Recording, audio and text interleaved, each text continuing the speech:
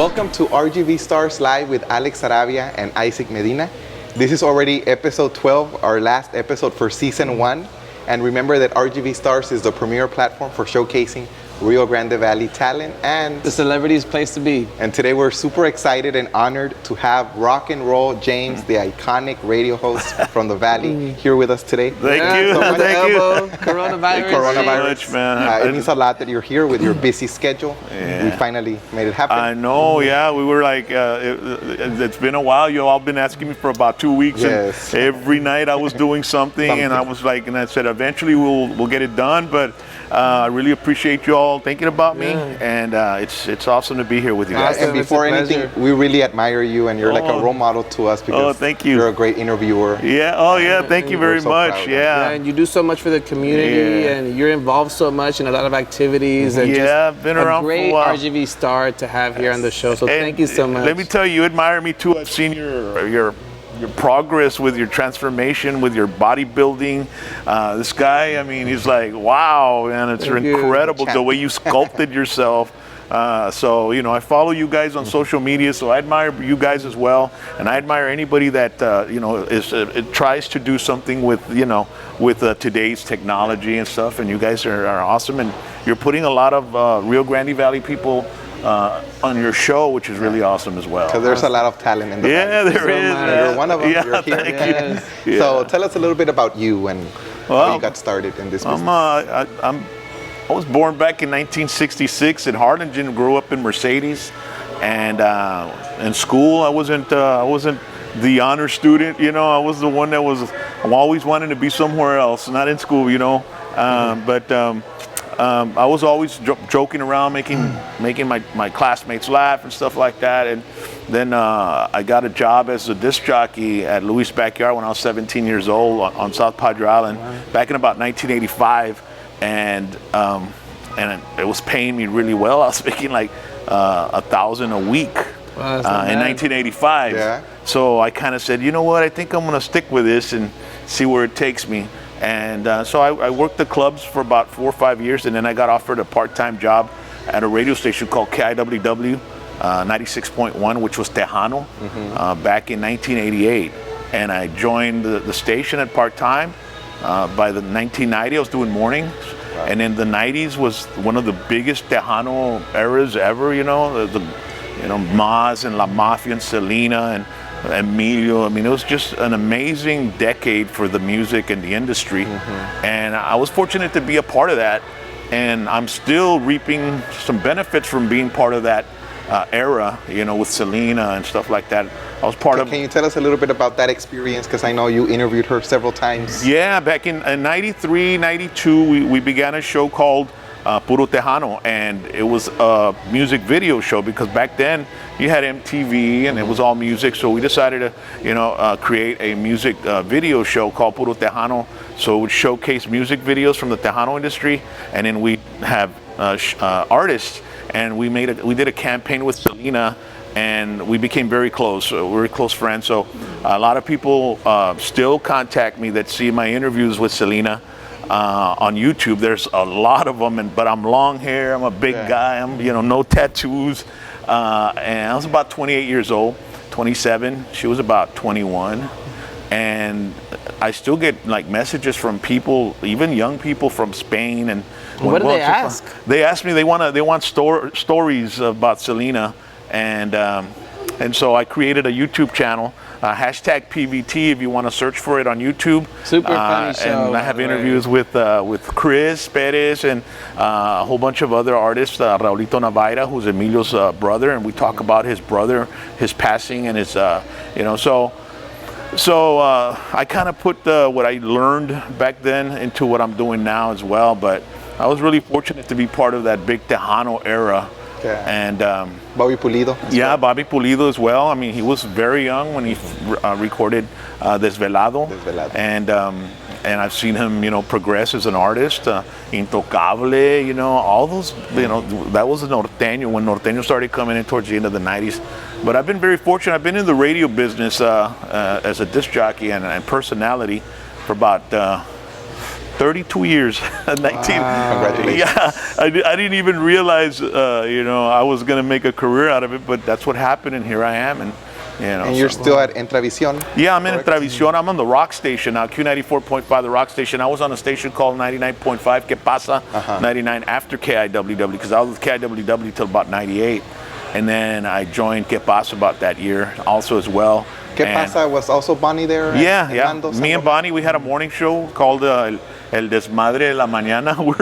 Back then, we were like outrageous, dude. How long did that show last for? Well, it was a good 5-6 years. Oh, wow. Yeah, because it was started about 2000, 2001, maybe 2002. So it was about 4 or 5 years. And then I left for a couple of months, and then I came back. And then I started another morning show with some other characters from around here in the Rio Grande Valley, Puro Pore Pete Valderas and Chief and Raymond Horta. And we had a group called La Clica. And we started, we incorporated Eres Clica like you're a redneck. So we were doing it with raza, with Hispanics. Like, si vas para HEB, compras todo el toilet paper, eres clica. You know what I mean? Or si vas para HEB, compras todo el toilet paper para revenderlo, eres clica. So that slogan just it caught fire, man. It was great. And then, they decided to change the radio station to a total Mexican format. And I said, well, you know what? I'm bilingual. I think English and Spanish, but I'm not perfect in Spanish. So I told my bosses, if you want, I can work at the rock station. So they moved me to the rock station, and I've been there ever since. So. Wow. So you had such a successful career. You've done so many projects. How important has your family been in supporting a career like this in radio? Oh yeah, it's always it's always good to have that foundation, And I have 2 beautiful kids. My son's 32 and my daughter's 26. And I say have, hi to them. Yeah, Ron and Felicia. And then my wife, Rally Aurelia. I mean, she's my eyes behind my back, because when I'm with my band or when I'm somewhere doing something, she's always watching what my surroundings while I'm doing. So I mean, I wouldn't know what to do without her, because she really supports me 110%. So awesome. It's really. Do you take her with you everywhere you go? Or? Yeah. I can't even think of being somewhere without her. She didn't come by today, but she's usually at all my events. Everything I need to do. We did a Combate Americas. I remember they came down. The MMA. And they wanted me to do the pay-per-view as a hype man. So she joined me at the pre-production, where the producer, the writers, the graphics, they're all in there, and they're all talking about timing for the pay-per-view. So they start talking, and she's over here taking notes for me, and then we're like, okay, and this and that, and then there's just all kinds of things being tossed around. And then we walk out of there, and I say, can you imagine WrestleMania? And she goes, oh my God, it's like totally. We were bombarded with information, and but we ended up doing it, and it went really well. So. She's my partner, man. I mean, she's for everything I do. Hi to her as well. Yeah. Love you, baby. And for the viewers, if they want to see your show, hear your show, at what time does it come out? Well, I'm on the radio from 10 a.m. till 6 p.m. right now. Oh wow! So I'm doing 8 hours on the radio, which is something that wasn't really the usual time slot. Usually it was. First jog 6 to 10 in the morning, the next one 10 to 3, and then 3 to 7, and then 7. But we've cut down on some on jogs, and so I have a couple of other guys that are with me. They call us the trifecta: Sam Daly, the Vampire King, and Charlie Corona. And so Charlie's in the morning, and then I'm in the middays and afternoons, and then Sam comes in, and we do a little chit chat on the radio, and he sticks around after 6. What's the radio station again? Q94.5, the rock station. There you go. And then you also have your show on YouTube. I have a show on YouTube, #PVT. Professional Valley Talk. That show is just like, I started it out as a spoof, with a friend of mine named Eric Cavazos. And shout out to Eric Cavazos, #OVT, bro. And it started as a little competition, and I'm the the type of person, if I'm gonna start something, forget about it. I'm just gonna go 110%. So, man, it's been 2 years later, and I've got this remarkable show that I'm fortunate to have. And then a lot of my friends from back in my 90s, like Tejano artists like Elida Reina, Raulito Navaira, they've all come on the show. And how many subscribers already? We got about 11,000. I got about 11,000, and it's growing. But you have to upload daily. Yeah. So make sure you subscribe. And also to RGV Stars. Yeah. Absolutely. And I'll be putting a clip of this too, so so people can see. And you also have a band. And the link. Right? Yes, exactly. How do you have time for that? Well, it's like these guys were calling me to come to the show, and I was like, okay, Monday I got it, because I'm gonna be starring in a sitcom called Something Foul. And so that Monday I had to do a script read, with a table read with a script. And then Tuesday I had the interview with Elida. And then Wednesday I had, the rehearsal with my band. What's the name of the Thursday, Whiskey D, right here, whiskeyDband.com. If you go to YouTube and hashtag Whiskey D, you can see all our videos. You can see a lot of behind the scenes, because we carry a camera guy named Sergio Garcia. Sergio Garcia Films. He's an Emmy award-winning guy, and he follows us everywhere we go all over Texas with the camera. And the big old 4x4 truck. Yeah, and the bus, and we stop at little old truck stops and stuff, and you can, it's like if you're on the tour with us. So we do that also. That's another YouTube channel we have as well, and then the website whiskeyDband.com. So we do Southern rock, and we started out in 2011. As a matter of fact, I was in a heavy metal band up to like 92, and then I had Bell's palsy. My face got crooked. And I was going through some drug addiction and alcohol, and I said, you know what, I need to stop, because I was doing what I'm doing now, with all my projects, but I had the addiction and the alcoholism. So I said, man, I better stop, because it was kind of scary. My mouth got, it was called Bell's palsy. So then I quit the music, for about 17 years. And then I went to rehab in about 2006, 2005, and I got sober.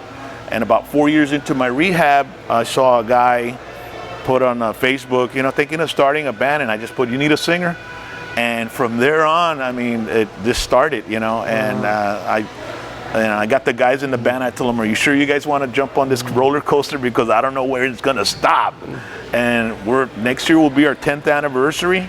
Wow. And last year, on weekends, we went from El Paso to Arlington, playing for the Dallas Cowboys, playing for motorcycle rallies. So the band really started progressing really well. And this year, we're looking forward to it, but the coronavirus thing kind of like cut out all our shows. So we're gonna take a little break, and which is okay. Maybe we need to disconnect for a little bit. Look at the bright side. Yeah. So where do you see yourself in the next 5-10 years? You've already done so much. In an old folks' home.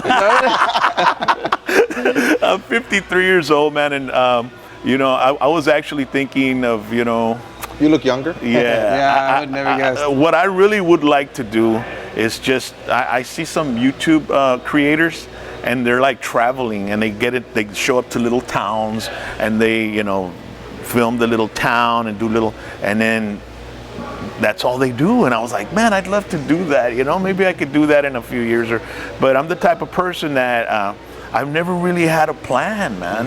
It's like the band began all of a sudden, and look at where it's at.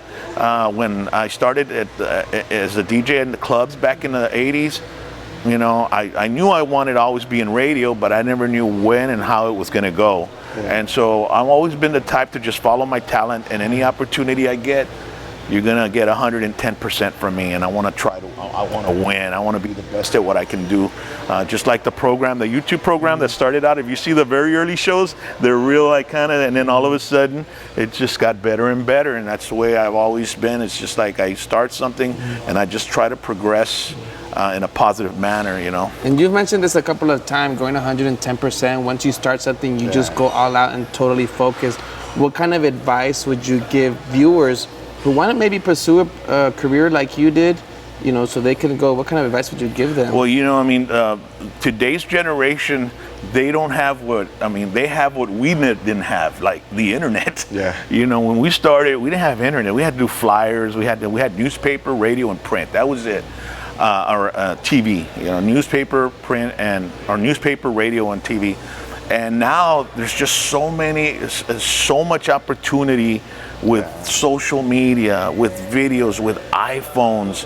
Like my show on YouTube, I do it with my iPhone, and I have an app. There's so many apps to do whatever. I mean, if you were thinking of doing something, you want to learn how to cook fideo, there's probably an app for that, you know? So it's like there's so much opportunity right now, and there's a lot of youngsters that making a lot of money just being on YouTube. You know, there's some kids that have 50,000 subscribers, and they're just doing their skateboarding or whatever, you know. So there's a lot of opportunity right now, but this decade should be pretty interesting because I always think like, okay, what's after the cell phone? I mean, we had CDs, they're gone. We had, cassettes. We had, 8-track, Blackberries. We had beepers. And it just evolved into the phone. So what's after the phone? After the cell phone, after the technology, this coronavirus thing that's just actually, and I was telling my wife, you know what? Maybe this step back, being at home and, staying in and relax a bit. Maybe it's something that is beneficial to us so we can, slow down a bit, relax.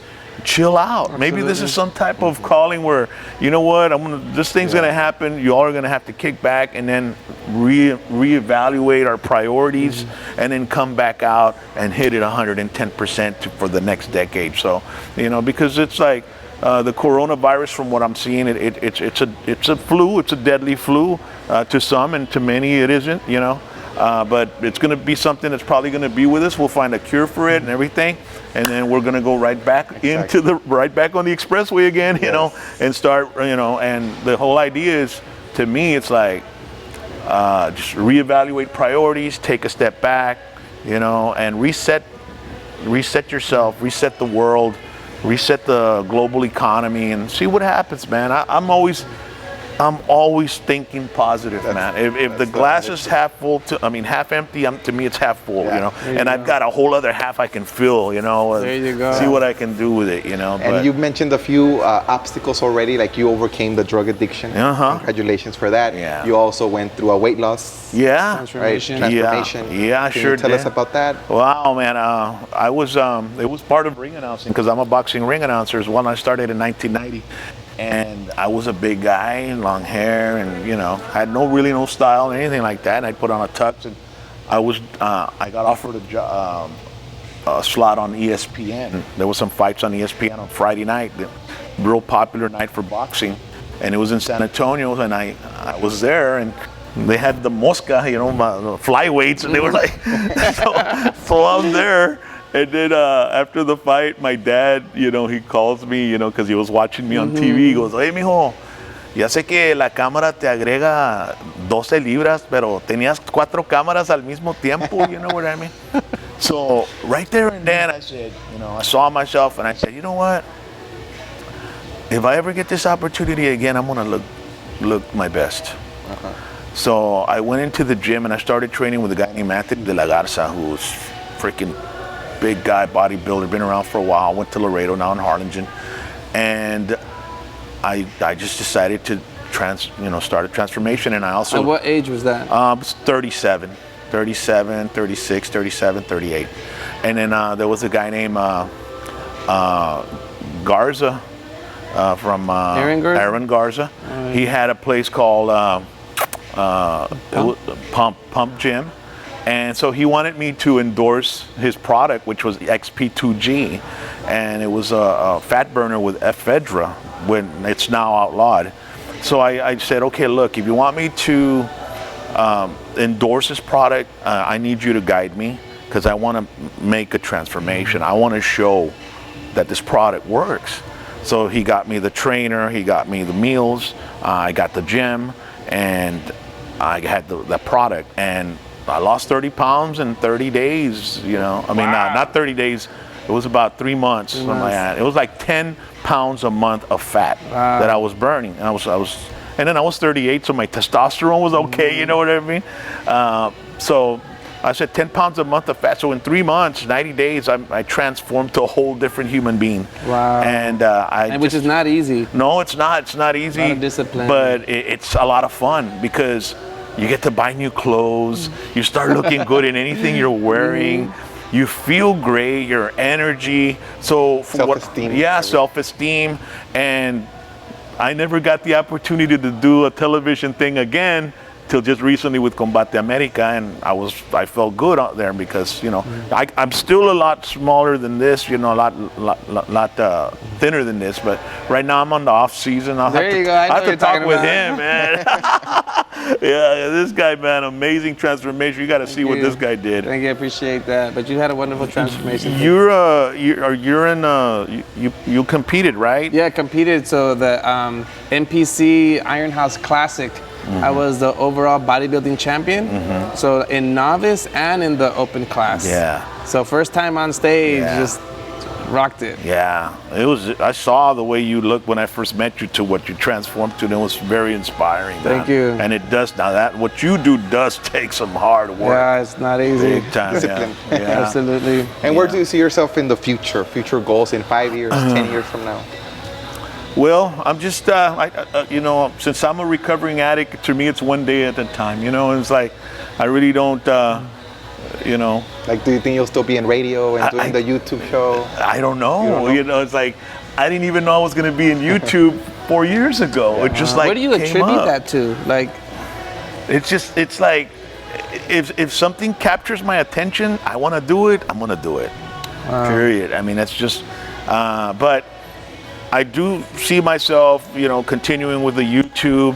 Who knows? Maybe YouTube will, finish one day. You know what I mean? And something else will pop up.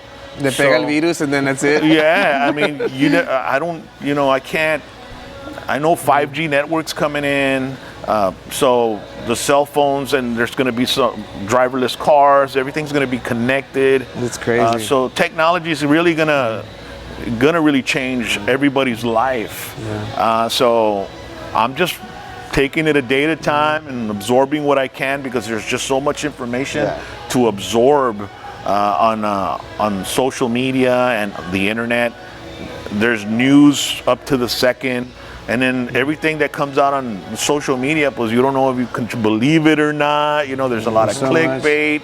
People say something in a title that's not true just to click it, and then you know what I mean? That's it, a virus. And some people just read the title and they don't read the whole article, so then they just go by the title. Oye, esto pasó allá. Fake news. Yeah. So it's very scary, You don't know who to really trust for information. And sometimes they'll throw out all this chisme until they really get the facts, and then you learn the real story, like after everybody's been destroyed, you know what I mean? And then politics, that's something else. Yeah, dude.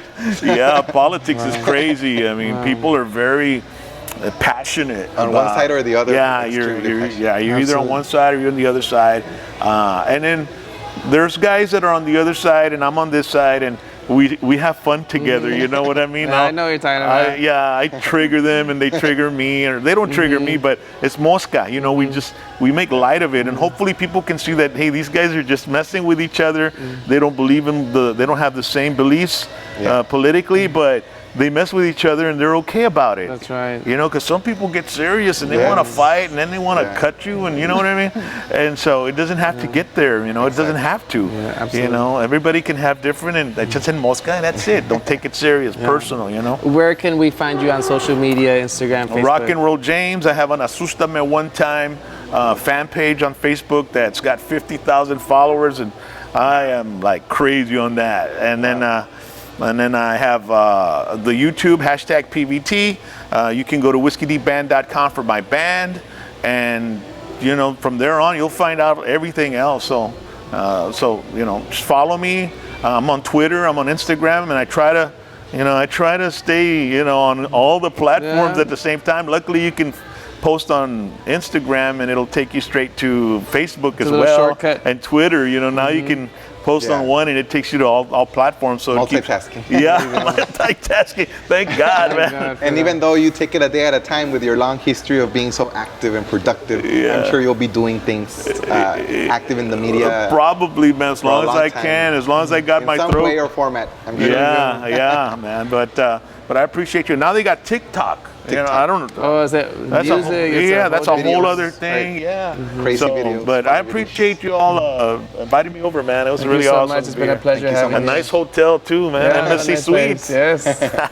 Thank you so Awesome. much. Thank you so much. Coronavirus. Wish you the best. And we say you the best for last. Our last episode of season 1 with Rock and Roll James. Yeah, and with the Episode bang. 12. Be sure to support everybody, man. Support all, like and subscribe and share all the videos. Close it down like a ring announcer. Yeah, ladies and gentlemen, this is RGV Stars. There you go. The celebrity's place to be. We'll Thank see you so guys much. next time. And we'll see you in season 2. Thank you for joining us this season 1. Thank you.